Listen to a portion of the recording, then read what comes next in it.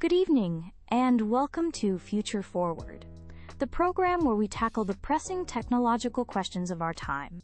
Tonight we delve into a particularly pertinent issue.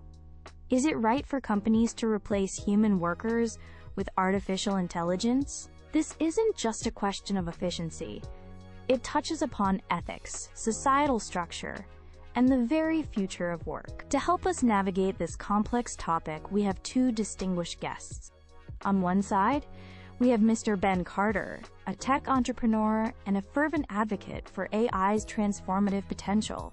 Welcome, Ben. And offering a counter perspective is Ms. Chloe Davis, a sociologist and a staunch advocate for labor rights. Welcome to you too, Chloe. We'll begin with opening statements from both our guests, followed by a moderated discussion, and finally, closing remarks. This promises to be an enlightening and perhaps challenging conversation about the path ahead. Thank you, Evelyn. It's a pleasure to be here. I believe we stand on the cusp of a new industrial revolution, one powered by artificial intelligence, which holds the key to unprecedented progress and prosperity. Imagine industries operating with levels of productivity and precision we've only dreamed of. AI offers exactly that. It can dramatically enhance efficiency, reduce errors, and optimize processes across countless sectors, from manufacturing to healthcare. Consider the tasks AI can shoulder: the mundane, repetitive jobs that often lead to burnout, or the dangerous work that puts human lives at risk. By automating these, we liberate human potential. This allows human workers to transition into roles that are more creative, strategic, and fulfilling.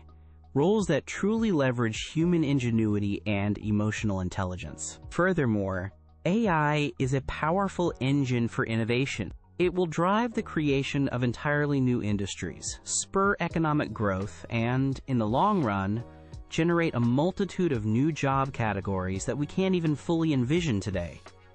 AI specialists, data scientists, AI ethicists, and more. Now, I understand the concerns about job displacement. It's a natural apprehension with any significant technological shift. However, I see this as a transitional phase. History teaches us that technological advancements, while initially disruptive, ultimately lead to more opportunities and a higher quality of life. The key is adaptation, reskilling, and embracing the future, not fearing it. AI is not here to replace us entirely, but to augment our abilities and help us build a more efficient, innovative, and ultimately a better world. Thank you, Evelyn. And thank you, Ben, for laying out that optimistic vision. While I certainly acknowledge the remarkable capabilities of AI, I believe we must approach its integration into the workforce with profound caution and a strong ethical compass. My primary concern is the human cost. We're not just talking about a few jobs here and there. The scale of potential job displacement is vast, potentially affecting millions across various industries. This could lead to widespread unemployment, exacerbate existing inequalities, and even provoke social unrest. This brings us to a fundamental ethical question. Is it morally justifiable to prioritize corporate profits or abstract notions of efficiency over the well-being, dignity, and livelihoods of human workers? Are we comfortable with a future where economic progress benefits a select few, while many are left behind? Beyond the numbers, we must consider the impact on worker morale and the very nature of work.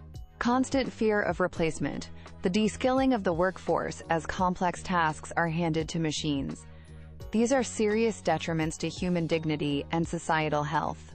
Furthermore, there's a real danger that the benefits of AI, such as increased productivity, won't be distributed equitably. They could simply widen the gap between the wealthy and the working class, creating a more fractured and less stable society. It's not about rejecting technology, but about ensuring that technological advancement serves humanity as a whole, not just narrow economic interests. We need a more balanced and thoughtful approach to this transition. Thank you both for those compelling opening statements. Ben, Chloe has raised very significant concerns about widespread job loss and the potential for increased inequality. How do you envision society managing this transition effectively, And what concrete evidence supports the idea that new jobs will truly compensate for those lost due to AI automation? That's a fair question, Evelyn. Historically, every major technological shift, from the printing press to the internet, has initially sparked fears of mass unemployment. Yet each time, economies have adapted and new forms of employment have emerged.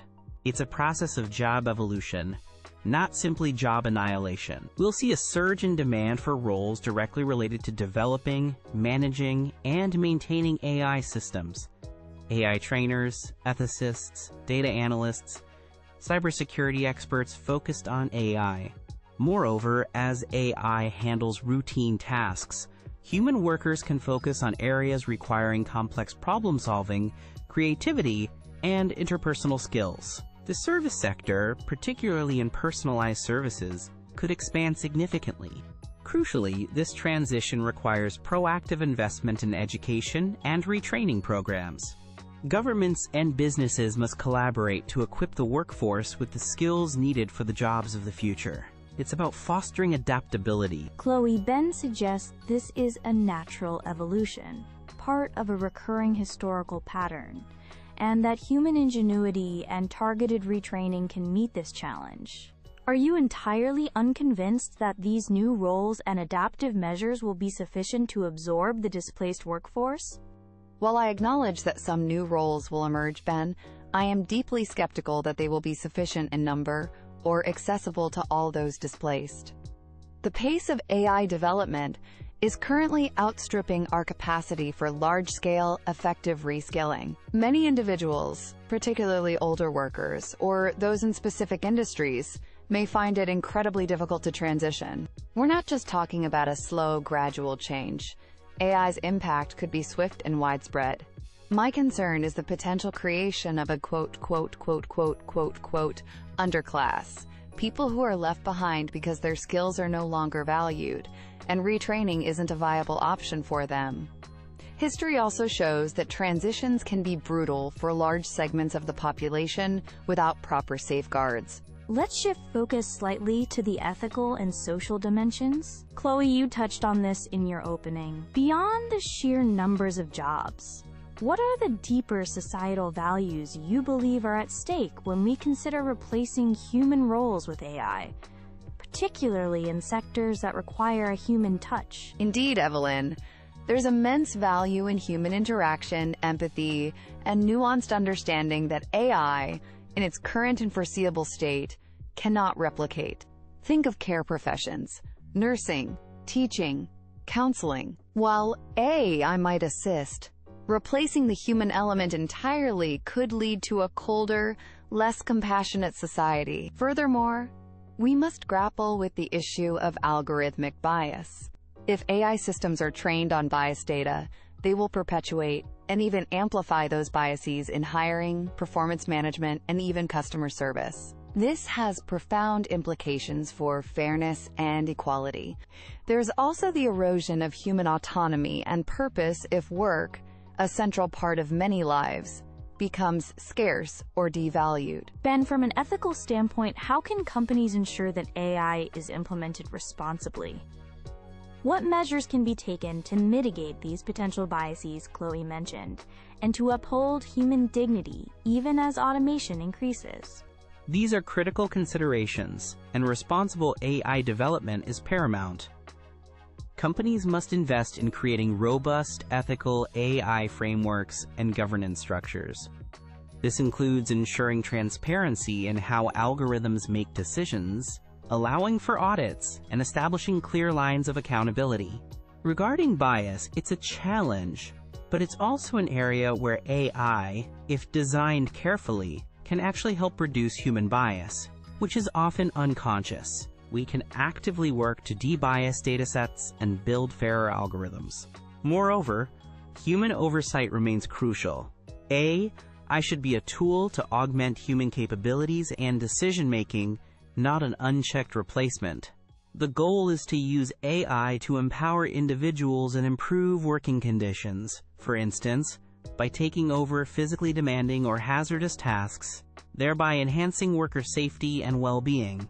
It's about a symbiotic relationship. This brings us to potential solutions. Ben, looking ahead, what proactive steps do you believe companies and governments should take to mitigate the negative impacts of AI-driven automation while still harnessing its benefits?